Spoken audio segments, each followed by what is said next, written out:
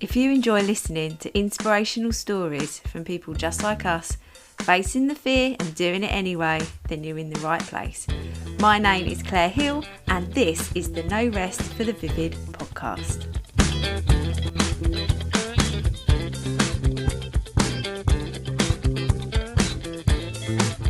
Hello, welcome to No Rest for the Vivid. I'm so happy to share this episode with you. This is Emma Isaacs, a wonderful friend of mine.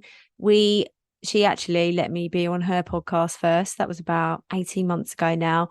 And I love her podcast. I've listened to so many episodes and was proper fangirling when she said she'd have me on. She has been on this episode before. She is episode 2, so you can read that too.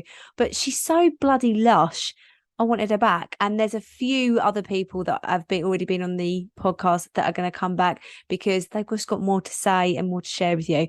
But first up, this is Emma Isaacs. Have a great day. Hello, lovely. Hi, I'm so excited. We that pretend hello on a podcast, and we've just been gasbagging for like 20 minutes. Yeah. Because we had to catch up. But how are you, my lovely? Oh, I am just doing all of the things. The thing is, when you love what you do, it's really difficult to stop, isn't it? You're like, I love it. Yeah. I was talking about that with somebody else the other day. But yeah, no, we're very lucky to love our work as much as we do, don't we? So for those people, if you're a big fan of the No Rest for the Vivid podcast, there's a lot to owe Emma, because Emma invited me on to her podcast about 18 months ago, and I was a big fan of Emma's podcast, her Creative Ways podcast, and we did that interview and it was like the best thing ever, which I'll link in the what's it, majig? Show notes, that's it.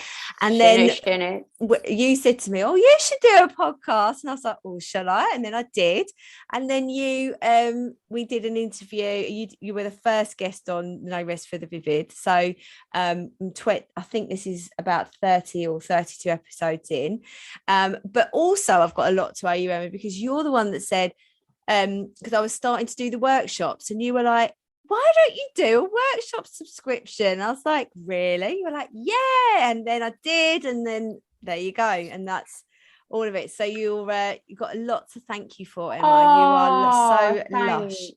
I just remember you saying like you miss being with people, and it's something that I love working on my own, but it is a skill. Some people love not being with people, but we feed off it, and we like helping people, don't we? And you need to tap into that. Yeah. So for those, how much you love it. Oh yeah, I love it. But I want to, like, you're back on because you're a ledge. But if people haven't listened to that episode, I think it is episode 1. If people haven't listened to that, who are you and where do you come from? I'm Emma Isaacs, and I come from Derbyshire in the UK, and I lived in Leeds for 20 years, where that was kind of my start of my career, where I worked for industry, call it corporate in America, don't they, in Australia, in-house, designing and design managing, and then had my babies, came back to Derby, where I'm from, and that's when I got into coaching and freelancing, and kind of, I just can't think of anything. It was never in my plan, but I can't think of any other life now. I'm sure you're the same. Yeah, exactly. So talk to me about, like, obviously you've got your podcast and everything. The work that you've been doing as a coach has sort of evolved, and really sort of, I feel like you are, I mean, you were in your groove anyway, but I really feel like you're striding in it now. Do you know what I mean? Do you feel the same way? I think as women, we have a lot of hang-ups, and I realised it wasn't me. We all have it. I've got a daughter, it starts from very young. Apologising for space. Do you know, almost like there's room for us all, and I have as much right at that table as anybody else. And nobody's stopping me. It's me stopping me. But we're very, you know, if we all felt okay in life, there'd be no industry, would there? Cosmetic industry or anything. It's because we never feel enough. And I realised I started just telling people little bits about my trauma. And then it was like, oh my God, people are really hearing this. And then I realized more and more, everybody's got pain. And actually, I couldn't marry the two. I was like, I want to be known for my creative, I've had all these years in the creative industry. I didn't want to disregard that. But then I realized the link that when we're creative, we do struggle even more. Yeah. Because it's a very vulnerable, brave, scary business to be in. Yeah. And so you do have hang-ups, and it's like, actually, it isn't just me. Loads of people. To get in your 40s and still be working in the creative industry is brave for a start. But I think people think because you are doing well that you don't have the same hang-ups, and you're doing it's constant work. And the more I shared my daily routine, and it's the way we talk, when you're creative, we don't, sometimes just changing the narrative and changing the way things are said, it's kind of easing us into the daily practice. And I think as creatives, we're very much like, it's got to be fun. Well, no, because that's a hobby. So how do we make it a business? And you go in, especially as women, asking for the money, you will know this, asking for the price. Well, that's not any help to your family if you're going to go out of business. So I think I just realised that actually women do need to hear this. And I have imposter syndrome like anybody else. And I think the more I spoke about it, the more I realised that actually everyone does. And I do think that's one of the good things about the last couple of years, that everybody's kind of guards have been let down, and that everybody's talking about it a little bit more. It's like it's okay.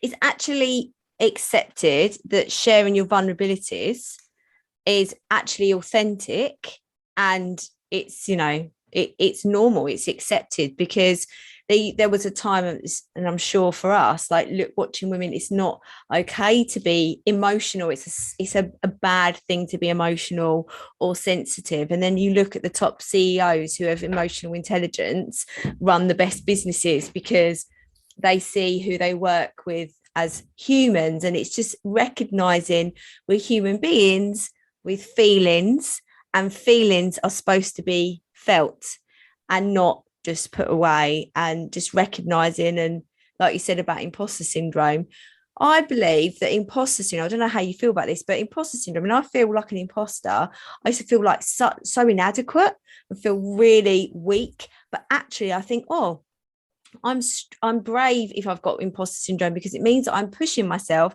Where are those areas I feel like a fraud? What can I do about it? Is that me signaling to myself I need a little bit more support in that area, or a little bit more training or guidance to make me even, grow even further?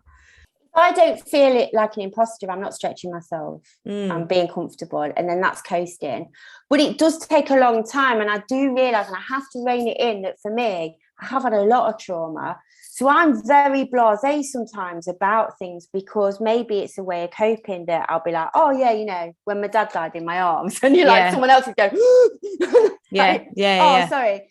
And I don't mean to, I'm not trying to belittle it, but I also know that bringing things out to the open weakens it. Having things dark, I've had everything, Claire. I'm adopted. I've had an eating disorder. I've had it all, and I've realised that this isn't, I do think things are being abused, like people put an emotional story out for content, but you can see those people. A message from the heart. I know I'm full of cheesy cliches, by the way, but they're I know, I love you for it, don't worry about it. But a message from the heart goes to the heart. You can tell, can't you, if somebody they mean it. And I genuinely believe, and I think the UK, I'm sorry, but the UK are really far behind on this. In the 90s, it was Chris Moyles and Radio 1 taking the rip out of each other, like, wee, ladette. And it was very mean culture, and it still is a bit of a pee take. And if you're American, it's like, let's go to therapy. And I think we're just starting to realise, actually, everyone should go to therapy. My kids, I want to make sure they do, because I'm sorry, but if I meet a man who's been to therapy, I know that he's taking himself seriously. Because I don't want to inflict my pain. I'm glad I went to therapy before I had kids, because actually I can recognise things. Do you see what I mean? Absolutely. I'm not done, Claire. I never will be done. And again, that sounds cheesy, but I'm lighter than I was in my head, and I have nothing. Do you know, take me as I am. I just want everyone. I just think there's room for everyone to grow, and I just think it's like the sea and air. You know, there's plenty. We don't go, when am I next going to have a bit of breath? This kind of scarcity mindset is just making you ill. Yeah. You don't go to the gym and go, oh my God, there's one gym there's 4 gyms in this city. Too many. You know, there's someone for everyone. How many hairdressers are they in every village? Oh, I know. And that's why when members of the Vivid Club say, oh, so-and-so's they're a wire, you know, this, that, and the other. And we've got another wire artist in the Vivid Club. She says, oh, I don't want to do that because you might think I'm like, why would I have you in the shush? Give her a bit of tough love. Come on, you know, like there's enough for everybody. Community over competition. It's like cake makers, isn't it? Yeah. Or car salesmen. We just don't, we separate it, don't we? Or yoga instructors.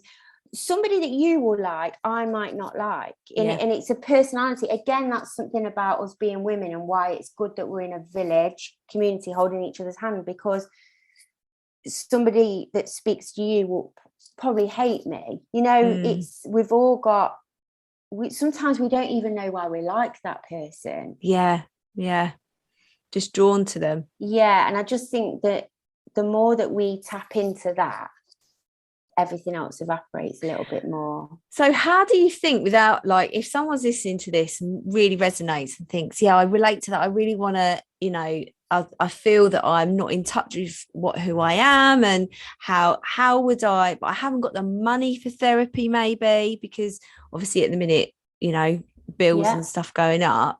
What would you recommend for those people, to sort of a few tips then how they can find who they are and be able to grow in that direction? First of all, meditation. Oh, yes. Oh, my God. And do guided meditation. And I'll put a link in here. There's quite a few. Abraham Hicks. And it's just, all it is literally 15 minutes. And there's some gorgeous visuals. And you watch, like, I don't know, spiders' webs, water running, just nature. And you just see that, you know, nature's not stopping and looking in its way, and children aren't. They're just going with flow, because it's about just being in flow state and just sitting and being. Now, if we can't sit and be, it's like breathing from here, from your belly, instead of up here. The most basic things we're struggling to do. Looking up in the sky. So every day, this sounds really hippie, but you know, I love it. Go for it. But this is how we've got out of touch, Claire. It's the last 100 years in the Industrial Revolution is not working for us all. No, we're all panicking, dying, and obese, and got drink problems. So maybe we do need to listen to our grandparents. Maybe it did work for them, you know. And I think we're all realizing that actually, you know, there is something about going into the woodland for a walk every day, just looking at the sky, no matter what, and reminding ourselves of how insignificant we are. Do you know, there's just something grounding about that. And actually, nature always wins anyway, doesn't it? Look at the heat wave at the moment, or there'll be a flood. We need to remind ourselves, and just having that respect, drinking some water, and just being mindful. Another thing is, I don't like it when friends come and see me now and they've got their phone on. I just want people to just be present with yourself. Do you speak to them about it when they do it? Do you? Love it. Yeah. Because now I just think, maybe it's now we've got kids. It's like, I don't get to go out much. I don't want to see you on Instagram. Yeah. No, I just think we've just got so used to it now, and they don't know they're doing it. And it's become, so for me, sometimes I take a nap. I've got ADHD, by the way. So I do know that a phone's a nightmare for me. If I go to check my WhatsApp, but by then I've been on my Instagram, email, notes. I've forgotten what I'm doing. So I use my notes on my laptop a lot, or I'll put my phone upstairs if I need to do what's called, I've forgotten the name of it. It's basically where you put the Pomodoro method. Oh, you know, I love the Pomodoro technique. Yeah. Oh, it's my favorite for me. I use it every day, every single day. So for people that don't know, if you've got a job that you hate, for me it's laundry. I get the laundry done, got a dryer and everything, but then it ends up in a pile in the spare room. So what I do is I put a timer on, put the phone in another room, because even if you tie it with a podcast or something else, it ends up dragging on. You've multitasked, but you've not quite got it done, because you think, I'll listen to a podcast while I do some cooking, and that just doesn't work. It's actually better to just concentrate on one task. Yeah. So I always say only have 3 things on your to-do list. Because we try and do so much and get nothing done. And that is, you're letting yourself down. People don't understand that there's an unwritten rule of, if you don't show up and stick to what you say, that you're letting yourself down, and that's in your blind spot as well. So for me, with the Pomodoro method, it's like you put your alarm on, you go upstairs and you do that task, and then the alarm will go off. And I do things like that in bite size. And quite often, because I've got 2 kids, I've got 3 jobs really, as you know. I teach, coach, got online membership groups, and I'm a freelancer and podcast. It's the only way you can do it is in bite size. So there is jobs when I do the school run. There's 10-minute jobs, 15-minute jobs, and it's the only way of doing it, isn't it? Yeah, and I agree. I absolutely abide by, like, the Pomodoro technique, and also I use the 1% factor. So if there's something I really hate, I'll just think, what's 1%? I can do 1%. Start it, but then you trick yourself into doing more, because it's about being self-starter. So I have all these triggers to help me. So I don't have to find the motivation. There's these triggers that just sort of do it for me. I do everything in bite size. And I also, in the last year, have been working in silence. And I used to have the radio on, I love podcast. If I'm making, definitely can have a podcast on. But if I'm walking. If I'm walking, but if I'm like on the laptop or anything like that, I cannot have, and even sometimes when I'm making, I just have silence. I get so much more done, because my brain, I just go in the zone and just straight in. Actually, even walking now, I like to be in the moment, the present, because what we don't realise as well, I tapped into this. Are you someone that, I grew up with my mum going on about the seaside, loves the coast, mad about Shells Coast, everything. And then there's some people that love the mountains. And for me, it's the woodland. I didn't realise. I love trees. Canopy, being under it. There's something about, I feel really safe. Yeah. So when I do go for a walk in the woods, I want to be in it. Yeah. I don't want to be on a podcast. So it's just about being mindful and being present, really. Yeah. And I think owing that to yourself, because when you are mindful, then the day is just more pleasurable, isn't it? Yeah. No, I love that because it's always, we see so much, and I know you're conscious of this as well. We know what can really help. We just want to help people. We just want to help people be the best versions of themselves in all of the work they do, in being present for themselves, for their children, for their partners, if they've got them, all of that. But it's about looking and thinking, if you've got limited resources, you don't need to spend lots of money on audio books, or, obviously podcasts are free, but having that idea of, well, if you haven't got woodland near you, you've always got sky. Things like, we've always got the sky to look up. And I know some people might be thinking, oh, it is a bit hippie, but I love it because it makes me feel happier. And going back to the phone thing, I don't think people really do, they don't realize they're doing it. My wonderful husband, he's always on his phone, and I'm like, it's one of the, did you know that there's a lot, I'm really interested in religion. I was raised a Catholic. I'm not religious, I'm spiritual, but I love how religions have stayed for so long, what's in the teachings, and a lot of them have similarities, Jewish pork, with Jews and Muslims, but also a lot of them, they're in their scriptures. The devil is in distraction. And what is the biggest distraction now? Our phones. We've got to remember, it was invented for this SES. We're being listened to with the Alexa. This isn't conspiracy theory. It's just we're being distracted all the time. We know this from the voting system. Why am I seeing loads of Jeremy Corbyn back then? And we don't realise how influenced and sleepwalking we're doing. Yeah. And actually, the most powerful thing we can do right now is not be trained by, I've got a healthy trigger. We talk about triggers. I have healthy triggers. So sometimes it'll be a nice piece of jewelry that reminds me of a happy time. Yeah. Another thing for me is I'll have reminders on my phone, and mine is don't let reality train you. So it's that thing of, I'm a dreamer, and we talk about not having money. I grew up in working class. I had nothing. I put myself through uni. I've been on free dinners. When I talk about all my pain, it's because I want to give other people power. I want them to feel empowered, not feel that, oh, it's all right for her, she's done this and this. No, I've done it through, now I'm on my own, paying for everything. I've split up with my partner, and that's a whole other story. And I'm not, this isn't get the violins out. I just want people to know that this isn't about money. It's about the mindset, and it's the mindset first. Yeah. Because I know so many rich people that are so struggling and so ill. That saying, some people are so poor, all they've got is money. Yeah. You know what I mean? I don't mean it, but, look at the Guinness family. Like, it's not about money. Money's just an energy. And it depends where you are, if you've got, it just depends, doesn't it? What was that lovely Nikki from Big Brother? Bless her, Oh, I know. It's where you are, and we can be mended and we can help each other. But it's not about the money. And like you say, it's not about the woodlands. There's always something we can do.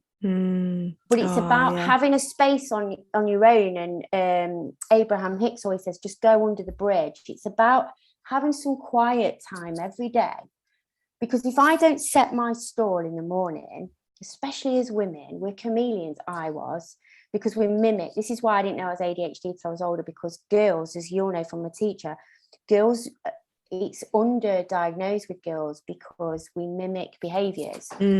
So you'll copy a friend or wherever you are, and humans do it as well. They say that if you don't like country music, but you car share with someone for a week, by the end of that week you will like some of the country music. We just can't help it. That's our survival kind of blind spot. So if you want to get in your own, you don't want to be influenced by your partner and other people, you've got to have 10 minutes to yourself a day to just sit and be with you, not your kids, not the TV. And it sounds so easy, and it's so flipping hard. So now I can't be without it, because if you have a day where you don't journal, I just do 3 pages of my journal and meditate, call it the 5 a.m. club, as you know. If I don't, my whole day suffers. Absolutely. I'm exactly the same. I do 3 pages and I do walk every day now, and I listen to my Warrior Energy playlist, and I've got a whole and if I don't do it, I am so out of whack. And I think some days you do need a day to fall off the wagon, because then you're like, oh God, I really feel the difference. And then the next day you're like, oh, I really, appreciate the benefit now. But it's like when things are going bad, sometimes you need to know what you don't want to know what you do want. You Absolutely. need the resistance always. You've got to have the opposite. And you got to know, like, oh, this isn't working out for me. Oh, because my energy was bad, because I moaned at the beginning. And you have to, I think it's not about blame. It's about taking responsibility, because the minute you can take responsibility of your behavior, that's really empowering them. It's deciding to take responsibility, isn't it? But just now knowing. I know quite often, like, oh, I caused that. I used to be I mean, I used to be like that about teaching. Just go, oh, I've had a really rubbish lesson. I did go into that with not the right intention. I probably wasn't focused on making them feel welcomed, but you can do that when you're like a teacher, but then when you're self-employed, you have to remember that you're your own teacher. You've got to step into that role for yourself as well. Well, you have to also, I have a coach, and I think coaches, it's good to have coaches, but you have to always question your coach. Are they getting a coach, and who are they? Like, just always be mindful of where they are, because some people can put on a front and you can see through that, can't you? So I think the good thing about us sharing our kind of daily, like, oh, it can be difficult, is at least people know we're being real.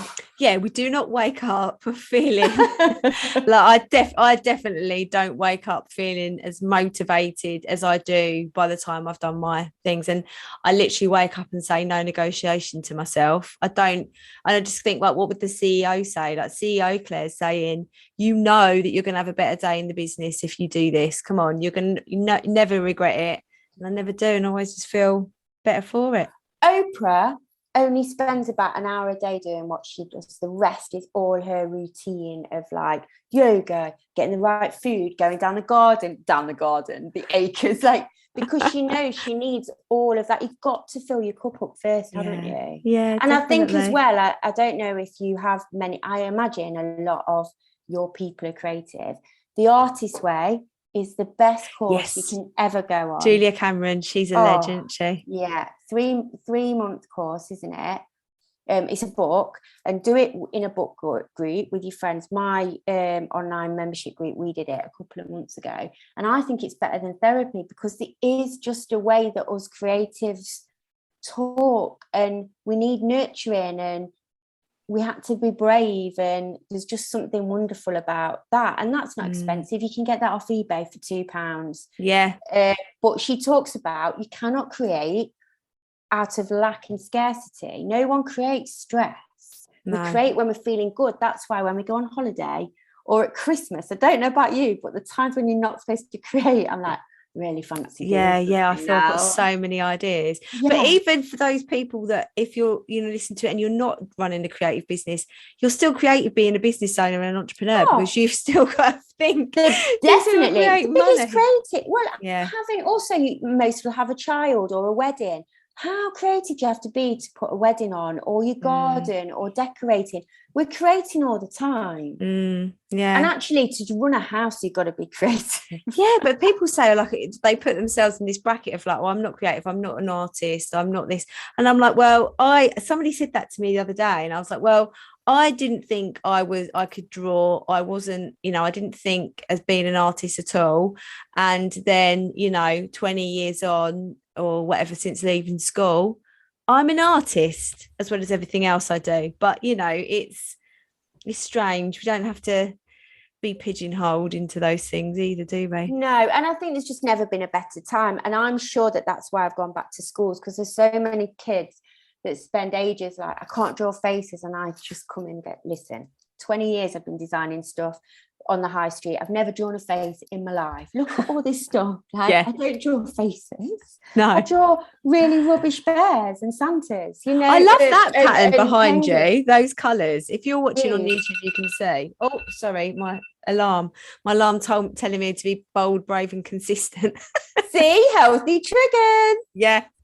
Exactly. Now, when you were on before, you probably answered this question, but I would love to hear your answer again. And actually, I'm going to listen back and see if it's the same answer. But if you had an advice or tip that you would tell yourself 10 years ago that you know now, but you didn't know then, what would it be?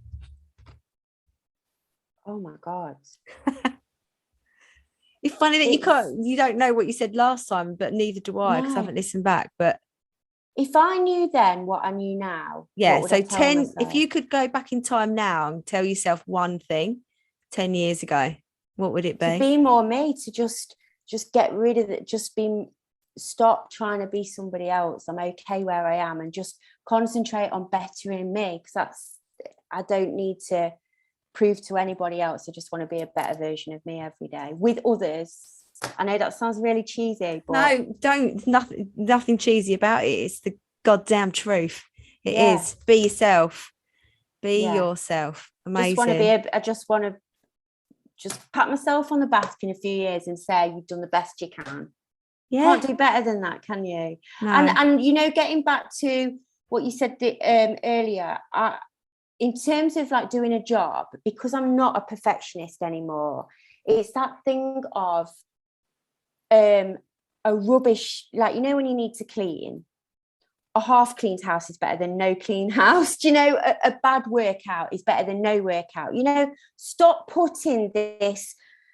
Quite often it's the end goal. It's the perfectionism that we've put on ourselves, and it's just try and do a little bit. And you'll find that you do it anyway, like you've said. Yeah, 1% factor. It is our perfectionism, isn't it? So, yeah. Amazing. Thank you, my love. Thanks so much for coming on again. I really appreciate it. Where can everyone find you? Thank you. Emma Isaac's Design on Instagram and Creative Ways Podcast. Yes, and I'll put all the links in the show notes. Amazing. Thanks, darling. All right, see you later.